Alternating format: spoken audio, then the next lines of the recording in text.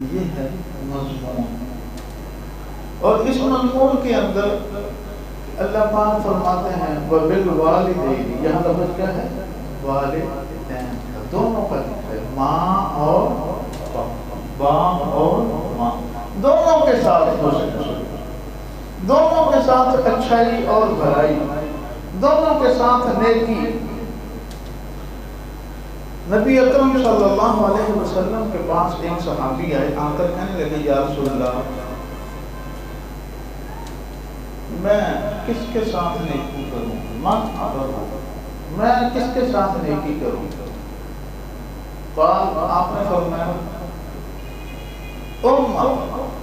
اپنی ماں کے ساتھ۔ ثم قال، پھر اس صحابی نے کہا ثم من، پھر ماں کے بعد میں کس کے ساتھ نیکی کروں؟ قال امک، اپنی ماں کے ساتھ۔ ثم قال، پھر اس نے کہا من ابر، میں کس کے ساتھ نیکی کروں؟ قال امک، ماں کے ساتھ۔ کتنی مرتبہ حضور نے فرمایا؟ 3 مرتبہ۔ اور پھر اس نے کہا من ابر، میں کس کے ساتھ نیکی کروں؟ حضور نے فرمایا ثم ابا، اپنے باپ کے ساتھ۔ کتنے درجے دے دیے ماں کو؟ 3 جگہ۔ پہلے بات یہ کہ 3 جگہ ماں کا لفظ بولا، اور ایک بات یہ کہ 1 مرتبہ باپ کا لفظ بولا۔ ایک اور بات کہ پہلے ماں کا ذکر کیا اور پھر باپ کا ذکر کیا۔ ایسے بھی ہو سکتا تھا کہ حضور پہلے کہہ دیتے کہ ثم ابا، اور پھر بعد میں 3 مرتبہ ماں کا ذکر فرما دیتے، لیکن پہلے 3 مرتبہ حضور نے کس کا ذکر کیا؟ ماں کا، اور پھر آخر میں کس کا ذکر کیا؟ باپ کا۔ ابو داؤد کی روایت ہے، اس میں ایک کی بات ذکر ہے۔ صحابی پوچھتا ہے کہ میں کس کے ساتھ نیکی کروں؟ حضور نے فرمایا امک۔ وہ پوچھتا ثم من، حضور نے فرمایا ثم اباک، اباک، اپنے باپ کے ساتھ۔ اس نے کہا پھر باپ کے بعد کس کے ساتھ نیکی کروں؟ حضور نے فرمایا اختاک، اپنی بہن کے ساتھ۔ اس نے کہا ثم ابا، پھر کس کے ساتھ؟ حضور نے فرمایا اخاک، اپنے بھائی کے ساتھ۔ یہاں تفصیل تھوڑی سی اور بیان کر دی کہ سب سے پہلے نیکی کرنی ہے ماں کے ساتھ، پھر باپ کے ساتھ، پھر بہن کے ساتھ، پھر بھائی کے ساتھ، اور پھر آگے فرمایا ثم مولاک، پھر جو تیرے قریبی رشتہ دار ہیں ان کے ساتھ بھی نیکی کر، رشتہ داروں کے ساتھ بھی نیکی کر۔ ثم الاقرب فالاقرب، وہ جس طرح قریبی رشتہ دار ہیں ان کے ساتھ اسی طرح نیکی کرتا رہ، نیکی کرتا جا۔ اس بات سے پتہ چلا کہ ماں کا حق کیا ہے؟ بہت۔ اس حدیث سے پتہ چلا کہ ماں کا حق زیادہ بھی ہے اور پہلے بھی ہے، یہی پتہ چلتا ہے۔ قرآنی آیات میں کیا ہے کہ دونوں کا ذکر برابر برابر اللہ اکٹھے فرماتے ہیں، اور یہاں اس حدیث کے اندر 3 مرتبہ پہلے ماں کا ذکر بیان فرما دیا۔ اسی وجہ سے معاشرے کے اندر، ہمارے ماحول کے اندر، ہماری اس دنیا کے اندر اس بات کو بڑا مشہور کیا گیا، بڑا پھیلایا گیا، بڑا چرچا کیا گیا، بس ماں ہے، ماں ہی ماں ہے۔ ماں تک بات کو محدود کر کے باپ کے ذکر تک کو نکال دیا گیا، باپ کو چھوڑ دیا گیا، باپ کو نظر انداز کر دیا گیا۔ جو کوئی کلام پڑھنے والا ہے، نعت خواں ہے، وہ بھی کیا کہتا ہے؟ ماں کی شان، وہ بھی ماں کی شان پڑھتا ہے۔ اور جو کوئی مقرر ہے، خطیب ہے، وہ بھی ماں کی عظمت اور شان کے قصے بیان کرتا ہے۔ اور جو کوئی ادیب ہے، مصنف ہے، وہ بھی ماں کے متعلق اپنی قلم اٹھاتا ہے اور لکھنے بیٹھ جاتا ہے۔ اور کوئی مکان بناتا ہے، کوٹھی بناتا ہے، تو کیا لکھتا ہے اس کے اوپر؟ ماں کی دعا۔ کسی نے لکھا ہوتا ہے ماں تجھے سلام، کسی نے لکھا ہوتا ہے ماں تیری عظمت کو سلام، اور بسوں، لاریوں اور گاڑیوں میں لکھا ہوتا ہے ماں کی دعا جنت کی ہوا۔ اس سارے قصے کے اندر، سارے معاملے کے اندر یہ باپ کو کہاں چھپا دیا؟ باپ کدھر گیا؟ قرآن میں تو باپ کا بھی ساتھ ذکر ہے، اور اس ایک خلیص کو، بلکہ یہاں ہمارے کچھ علماء اور بڑے ہی معتبر، مستند، بڑے صاحب علم لوگ یہاں مبالغہ کر جاتے ہیں، اور وہ ماں کے حق کو اتنا آگے لے کے جاتے ہیں، وہ یہ کہہ دیتے ہیں کہ سب سے پہلا حق اللہ کا، اس کے بعد اس کے رسول کا، اور اس کے بعد ماں کا۔ یہ آپ نے سنا ہوگا، ٹی وی میں بھی آتا ہے، اکثر آپ سنتے بھی، حالانکہ ایسا ہے نہیں۔ سب سے پہلا حق کس کا ہے؟ اللہ کا، اور پھر حق کس کا ہے؟ اس کے رسول کا، اور پھر حق کس کا ہے؟ باپ کا۔ ماں کو 3 جگہ بیان کرنے کا ایک مقصد تھا، حملتہ کرہا ووضعتہ کرہا وحملہ وفصالہ 30 شہرا۔ ماں 3 دکھوں سے، 3 مصیبتوں سے گزری تھی۔ ایک دکھ تو، ایک مصیبت، پریشانی اس نے اس وقت اٹھائی تھی جب تو ماں کے پیٹ میں تھا، 9 ماہ تک۔ ماں کے پیٹ میں ہے نا ہم 9 ماہ تک، 9 مہینے تک بچہ جب تک ماں کے پیٹ میں ہوتا ہے وہ اچھی طرح کچھ کھا پی نہیں سکتی، اس کو مشقت ہوتی ہے، تکلیف ہوتی ہے۔ ایک وہ تکلیف، ایک ووضعتہ کرہا، جب بچے کی پیدائش ہوتی ہے ماں اس تکلیف سے جب گزرتی ہے، ایک وہ تکلیف، اور اس کے بعد تو ماں اپنے بچے کو 2 سال تک یا 2.5 سال تک دودھ پلاتی ہے، جتنا عرصہ ہے، ایک وہ تکلیف۔ تو کتنی تکلیفیں ہوگی؟ 3، ایک حمل کی تکلیف، ایک وضع حمل کی تکلیف، اور ایک دودھ پلانے کی تکلیف۔ 3 تکلیفیں ہو گئی، اور ان تینوں تکلیفوں کی بنیاد پر یہ حکمت ہے کہ نبی اکرم صلی اللہ علیہ وسلم نے فرمایا امکا امکا امکا، ماں ماں ماں۔ لیکن یہ حق جو ہے یہ شفقت کے اندر ہے، یہ حق جو ہے یہ خدمت کے اندر ہے، یہ حق جو ہے یہ نیکی کرنے کے اندر ہے، یہ حق جو ہے یہ احسان کرنے کے اندر ہے۔ ورنہ ادب، اطاعت کا جو حق ہے وہ باپ کا زیادہ ہے۔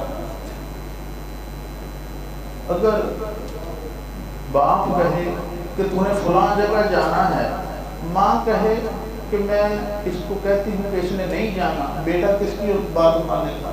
باپ کی یا ماں کی؟ شرعی طور پر اگر کوئی مسئلہ ہو، باپ یہ کہے کہ تو نے فلاں جگہ جانا ہے، ماں کہے کہ نہیں نہیں تو نے فلاں جگہ جانا ہے، تو بیٹا باپ کس کی مانے گا؟ باپ کی، کیونکہ خود ماں جو ہے وہ اس کے باپ کے ماتحت ہے۔ ماں خود اس بچے کے باپ کے ماتحت ہے۔ یہ بات مانے گا تو اپنے باپ کی مانے گا۔ باپ کہتا ہے بیٹا تیری شادی فلاں جگہ کرنی ہے، ماں کہتی ہے کہ نہیں فلاں جگہ کرنی ہے، تو بیٹا کس کا پابند ہے؟ باپ کا یا ماں کا؟ باپ کا۔ باپ کہتا ہے کہ بیٹا تو نے یہ کام کرنا ہے، یہ نوکری کرنی ہے، یہ کاروبار کرنا ہے، ماں کہتی ہے نہیں نہیں تو نے یہ کاروبار کرنا ہے، یہ ملازمت کرنی ہے، تو باپ کس کی، بیٹا کس کی مانے گا؟ باپ کی یا ماں کی؟ باپ کی۔ اطاعت کے اندر، فرما برداری کے اندر، اتباع کے اندر، احترام کے اندر ہمیشہ حق جو ہے وہ کس کا آگے رہے گا؟ اور اس کو تو سمجھنا بڑا آسان ہے۔ دنیا میں پہلے باپ آیا تھا یا ماں آئی تھی؟ بولو، پہلے کون آیا تھا؟ آدم آئے تھے نا، وہ کیا ہے؟ ہم سب کے ابونا، ہمارے باپ ہیں۔ اسی سے تو اللہ پاک نے آگے ماں کو پیدا کیا۔ اللہ پاک نے نبوت کا جو سلسلہ جاری کیا ہے وہ ماؤں میں کیا ہے یا باپوں میں کیا ہے؟ اللہ پاک نے خلافت کا جو سلسلہ جاری رکھا ہے وہ باپوں میں رکھا ہے یا ماؤں میں؟ باپوں میں۔ اللہ پاک نے امامت کا جو سلسلہ جاری رکھا ہے وہ باپوں میں رکھا ہے یا ماؤں میں؟ باپوں میں۔ وَلِلرِّجَالِ عَلَيْهِنَّ دَرَجَةٌ، یہاں سے تم نیچے سے اٹھا کر اگر ماں کو باپ سے بھی اوپر لے کر آؤ گے تو یہ باپ کے ساتھ بڑی زیادتی ہوگی، ناانصافی ہوگی، باپ کی حق تلفی ہوگی۔ کوئی کہنا نہیں ہے پوت کر آ ماما جو مر جانا، یہ کون سی بات ہے؟ جب بیٹا گھر نہیں آتا تو باپ کو نیند آتی ہے؟ رات کو موٹر سائیکل پہ یا پیدل گلیوں میں بیٹے کو رات کو کون ڈھونڈ رہا ہوتا ہے؟ ہسپتال کے دروازے پر رات کے وقت کون کھڑا ہوتا ہے جب بچہ بیمار ہوتا ہے؟ صبح ناشتہ کرنے کے بعد اپنے گھر سے روزی روٹی کے لیے، کمائی کے لیے کون کھڑا ہوتا ہے؟ یہ زمانے کی غربت، مشکل حالات سے کون مقابلہ کرتا ہے؟ اس کے لپیڑوں سے، تھپڑوں سے کس کا واسطہ پڑتا ہے؟ باپ کا یا ماں کا؟ باپ کا، جو ساری رات سوتا نہیں ہے، جو مشقت کرتا ہے، جو محنت کرتا ہے۔ تو پیدا ہوتا ہے، تیرے پیدا ہونے سے پہلے وہ سوچنا شروع کر دیتا ہے کہ پیدائش پر اتنا خرچہ ہے کہ اس وقت سے وہ پیسے جوڑنے شروع کر دیتا ہے، پیدا ہونے سے پہلے۔ ابھی پیدا نہیں ہوا، وہ ماں باپ تو ایسے کہ وہ اپنی اولاد کی خاطر پہلے سے اہتمام انتظام شروع کر دیتے ہیں، اور پھر تیرے کتابیں خرید کر وہ دے، تجھے بستہ لا کر وہ دے، تیرے سکول اور مدرسے کی فیس وہ ادا کرے، تیرے کھلونے اور دیگر جتنے بھی امور اور معاملات اور کام اور اخراجات ہیں ان کو وہ باپ پورا کرے، تیرے سکول کے آگے کالج اور جتنی بھی تعلیمات یا فن یا کاروبار ہیں اس کے لیے مدد تیری باپ کرے، راستہ تجھے باپ دکھائے، اور تیری شادی کا خرچہ وہ اٹھائے، اور جب تو اپنا گھر بنائے اور اس پر لکھے ماں تجھے سلام۔ کدھر کیا بات؟ ایک بات یہ ہے، بابا جی کہتے ہیں باپ کو بیٹے سے محبت نہیں ہوتی۔ بابا جی بیٹھے ہیں، رو رہے ہیں، کسی نے پوچھا بابا جی کیا ہوا، کیوں رو رہے ہو؟ اور جب دیکھتا ہوں آپ کی آنکھوں میں آنسو ہوتے ہیں، اور اب تو آپ کو رو رو کر نظر آنا بھی بند ہو گیا، اتنے سالوں سے رو رہے ہو۔ وہ کہنے لگا 40 سال ہو گئے میرا بیٹا یوسف مجھ سے ملا نہیں ہے۔ یوسف بچھڑا ہوا کتنا عرصہ ہو گیا؟ وَبْيَضَّتْ عَيْنَاهُ مِنَ الْحُزْنِ فَهُوَ كَظِيمٌ، آنکھیں سفید ہو گئی باپ کی بیٹے کی جدائی میں، رو رو کر۔ ایک آدمی رسول اللہ کی مجلس میں آیا، یا رسول اللہ 3 دن سے بیٹا نہیں مل رہا، بچہ نہیں مل رہا، ڈھونڈ رہا ہوں، تلاش کر رہا ہوں، کبھی اس گلی میں کبھی اس گلی میں۔ یہاں بھی آپ دیکھتے ہیں مسجد میں اعلان کون کروانے آتا ہے؟ باپ۔ رکشے پہ اعلان کون کرواتا ہوا نظر آتا ہے؟ باپ کے بچہ نہیں مل رہا۔ وہ رسول اللہ کے یا رسول اللہ بچہ نہیں مل رہا، میرا بچہ گم ہو گیا ہے،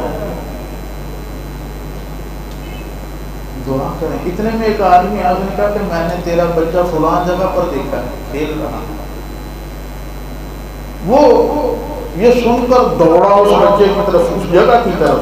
حضور نے فرمایا کہ اس کے پیچھے جاؤ، پیچھے جاؤ، اس کو روکو، بلاؤ، اور اس کو کہنا کہ تو بچے سے بچھڑا ہوا ہے، تجھے 2-3 دن کے بعد بچہ ملے گا، پتہ نہیں یہ بچے کو کیسے اٹھائے گا، اٹھا کر چومے گا، اپنے ساتھ چپٹائے گا، اس کے بوسے لے گا، پتہ نہیں کتنی محبت کا اظہار کرے گا، اور اس محبت کو دیکھ کر وہاں کوئی یتیم بچہ نہ ہو جو کھیل رہا ہو، اس کو باپ یاد آ جائے۔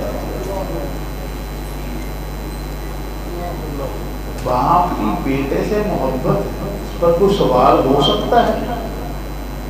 ہاں، یہ ایک اس طرح کا کوئی انداز فکر دیا گیا ہے قوم کو کہ بس ماں کو آگے رکھو۔ اب شناختی کارڈ بنانے جاتے ہیں نا، کبھی آپ غور کریں تو وہ پوچھتے کس کا نام پوچھتے ہیں؟ ماں کا نام بتاؤ۔ پاسپورٹ بنانے جائیں کس کا نام پوچھتے ہیں؟ ماں کا نام پوچھتے ہیں، باپ کا نہیں پوچھتے۔ اور اسی بات کو لے کر آگے یہ بات بھی ایسے ہی مشہور ہو گئی کہ قیامت کے دن کس کا نام لے کر پکارا جائے گا؟ ماں کا نام لے کر۔ ہر بندے کو اس کی ماں کا نام لے کر پکارا جائے گا۔ یہ ایسے ہی ہے جیسے کوئی کہے کہ چاند میں بی بی فاطمہ چرخا کاٹ رہی ہے، سنتے تھے نا؟ چاند میں یہ جو نظر آ رہا ہے یہ بی بی فاطمہ، جو بات مشہور ہو گئی۔ ایسے ہی ہے جیسے کوئی کوے کو بولتے ہوئے کہے دیکھ کر کہ مہمان آنے والا ہے، باتیں مشہور ہو جاتی ہیں۔ حالانکہ تم ابھی ہم میں سے کوئی بھی درود پڑھے اور فرشتہ پہنچائے گا کہاں تک؟ روضہ رسول تک، جس کی ڈیوٹی ہے پہنچانے کی۔ اور وہ کیا کہہ کر پہنچائے گا؟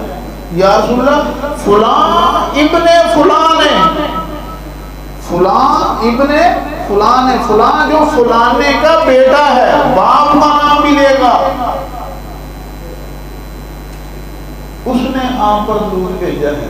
یہ نہیں کہے گا کہ فلاں جس کی ماں کا نام یہ ہے اس نے آپ پر درود بھیجا، فلاں ابن فلاں نے آپ پر درود بھیجا ہے، باپ کا نام حضور تک جائے گا۔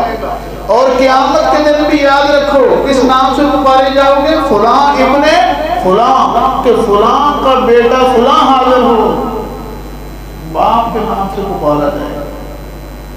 یہ بس ایک جو ماحول اور معاشرے کے اندر ایک روایت سرایت کر گئی ہے، ہر جگہ پہنچ چکی ہے، ہر جیل میں، مذہبی طبقات کے اندر بھی، مذہبی ہم خیال لوگوں کے اندر بھی یہ بات سرایت کر رہی ہے کہ وہ ماں کو بڑا آگے ماں کی شان بڑی زیادہ ہے، ماں کا مقام بہت، ماں کا جو احترام، ماں کی خدمت، اس کی بڑی شان اللہ کے نبی نے بیان کی ہے۔ لیکن عظمت اور شان میں فرق ہے۔ عظمت بڑائی کو کہتے ہیں، شان تعریف کو کہتے ہیں۔ عظمت کس کی ہے؟ باپ کی۔ یاد رکھنا یہ جو کہتے ہیں نا ماں تیری عظمت کو سلام، یہ جملہ صحیح نہیں ہے۔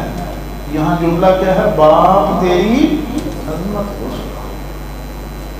یہ تو یاد ہے ان الجنت تحت اقدام الامہات، کہ جنت ماں کے قدموں کے نیچے ہے۔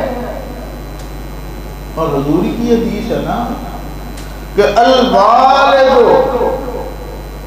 فی اوسط ابواب الجنہ، باپ جنت کا درمیانی دروازہ ہے۔ کون سا؟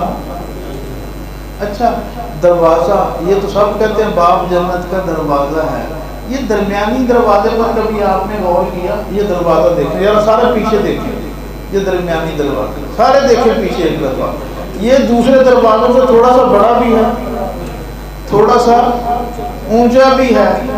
تو یہی ہے صورتحال، اور اسی کو محدثین نے ذکر کیا ہے کہ دروازہ درمیانی، اس کا مطلب یہ ہے کہ جنت کا مین گیٹ باپ ہے، اونچا دروازہ باپ ہے، لمبا اور چوڑا دروازہ باپ ہے۔ الوالد فی اوسط ابواب الجنہ۔ دیکھنا چاہتے ہو کہ تم سے تمہارا رب راضی ہے یا نہیں ہے، تمہارا رب تم سے خوش ہے کہ نہیں ہے؟ بڑا آسان طریقہ ہے، اگر تمہارا باپ تم سے راضی ہے تو سمجھ لو کہ رب بھی تمہارا تم سے خوش ہے، اگر تمہارا باپ تم سے خوش نہیں ہے تو سمجھ لینا کہ تمہارا رب بھی تم سے خوش نہیں ہے۔ باپ کی عظمت، باپ کی اونچائی، باپ کا مقام، باپ کا مرتبہ، اس تک دنیا کا کوئی رشتہ، خونی رشتہ، حقیقی رشتہ وہاں تک نہیں پہنچ سکتا۔